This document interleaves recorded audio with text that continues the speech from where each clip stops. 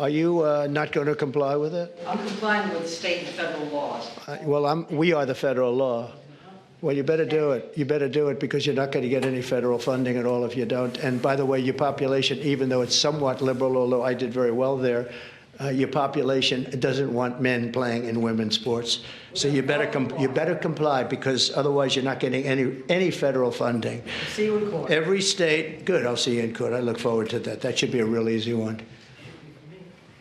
And enjoy your life after governor because I don't think you'll be in elected politics. All right. Well, NewsNation's Rich McHugh is live with more, Rich, on this very public dispute, which we know stems from one of the president's executive orders. Yeah, Nicole, this battle with Maine continues for President Trump. He said that while the state of Maine has apologized for the governor's remarks, the governor, Janet Mills herself, needs to apologize directly. Quote, we need a full-throated apology from governor herself and a statement that she will never make such an unlawful challenge to the federal government again before this case can be settled. Now, it's not clear what apology from the state of Maine Trump refers to or what investigations remain open.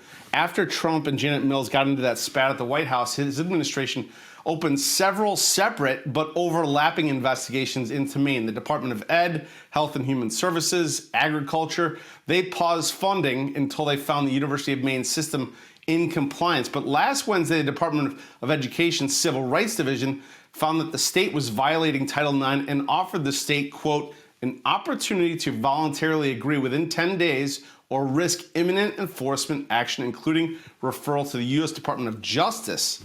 Now, State Rep Laurel Libby, whose Facebook post identifying a trans athlete in girls' sports, that jump-started the whole culture war and caught Trump's eye. She says absolutely nothing has changed in her state. Take a listen. Not only do I not think that President Trump will get an apology, I think Governor Mills is trying to pull the wool over everyone's eyes.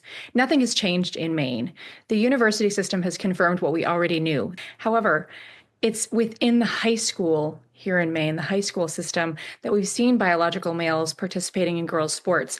Governor Mills, the Maine Principals Association, and legislative Democrats have dug in, and they are committed to keeping biological males in girls' sports. Now, if you recall, State Rep Laurel Libby, she was censored on the House floor for posting that photo, and she is now suing to get her voice and her vote back, Nicole. All right. So, Rich, where is all of this heading? Well, it's confusing. I'll say that because of all these various investigations and where they end up. But if you read between the lines and you read the language in some of these documents, Trump is clearly pushing them, and this is not over. In the letter from the USDA letter to the University of Maine, they say the choice for the rest of Maine is simple: protect equal opportunities for women as required by law or lose funding. Now, State Rep Libby, I asked her what her take is on all this. She says, look, the governor is simply gambling, risking all of this federal funding. Take a listen. It's a pretty huge gamble, hundreds of millions of dollars at stake. And I think she is willing to risk that, which is unfortunate because it's putting Maine students' education on the line. And it's ensuring that Maine girls don't have a fair, safe, and level playing field. Now, we asked Governor Janet Mills for comment. She has not responded. Now, interesting to note, the Secretary of State says the state of Maine has not apologized in any way. Nicole? All right, Rich McHugh, thank you. Well, more protests.